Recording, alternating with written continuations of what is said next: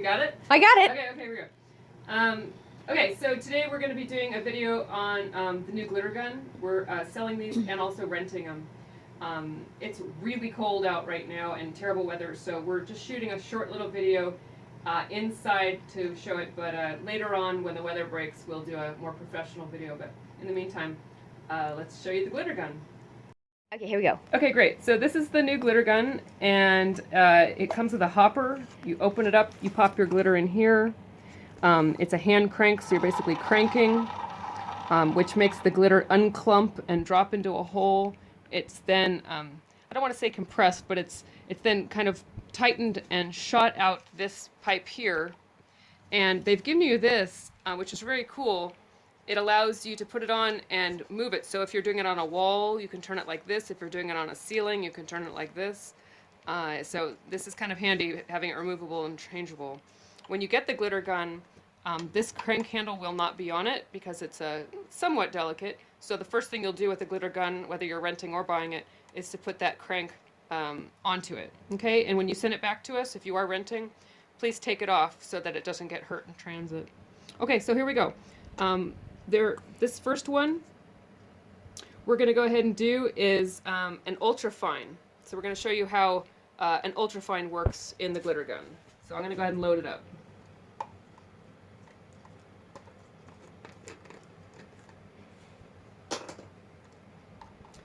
With these, you do have to load up quite a bit of glitter. You're not going to be able to just put like an ounce in. So if you're buying glitter from us, you're going to have to get at least 8 ounces to a pound.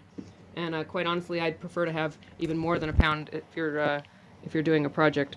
It just it uses a lot of glitter, and what happens is it shoots it out. Certain amount sticks, certain amount falls. That's why we have the plastic set up here. So unless you want to keep collecting and collecting and collecting and dumping it back into the hopper, it's better to have more glitter than you need so that you can just work and then collect every once in a while, put it in the hopper. So getting a little bit more glitter than you normally would when using this is a smart idea, unless you want to drive yourself crazy. Okay, here we go. I'm going to go ahead and prepare a fake wall for you, and then I'll be right back. Okay, so I have the ultrafine glitter in here, ready to roll. I'm going to go ahead and direct the hopper nozzle at the surface of the wall, and I'm going to start cranking. What we did when we first tried this was we found the first crank puts out a big blob and it looks horrible. So we recommend doing your first blob off to the side and then moving the gun in towards the wall. So here we go. First blob, and then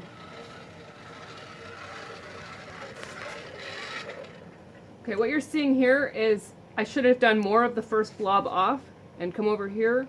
You're seeing some darker areas here. Again, that's operator error more than it is the glitter gun error.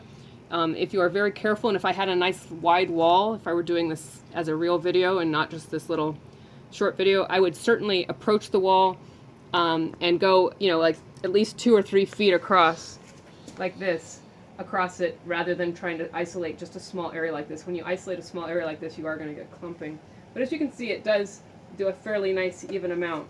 I've also found that when you have started to use it, and then you go back to using it again, it doesn't do the blob thing, so you only really have to do that once. So I can really just go right back to it here. And you can get closer and really get in there, or you can come back. So like if you were doing a wall that was just a very light mist, you would stand quite a ways back and just kind of let it just fall onto it. If you're trying to get complete and total coverage, then I recommend getting in there pretty close. But that's something that you can play with based on your application. This is an ultrafine. So you're not going to ever get a really dark coverage like this unless you use something like a paint, or if you use a glue. For me, I used a spray glue just to be able to get this done quickly and to show you what it looked like with spray glue. So I'm going to turn this board over. We're going to paint a surface of it with some white glue, and then you can see how it sticks using the white glue. Here we go.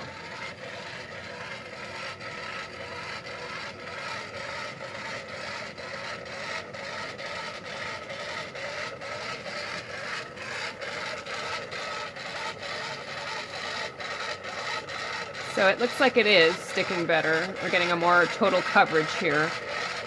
With this particular glitter being ultrafine, I would highly recommend base coating your wall the same color as the glitter. So in our case, it would be sort of like a fairy blue. But as you can see, it's sticking much, much better to the Mod Podge than it was the Super 77. So it really wants to grab on. I suspect you'll get this same look with a painted surface as well. But there you go.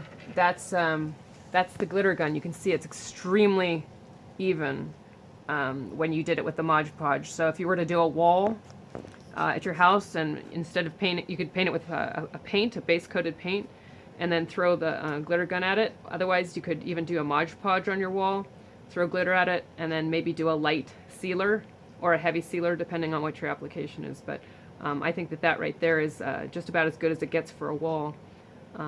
Most people have to throw it at the wall or kind of brush it on slowly with a brush.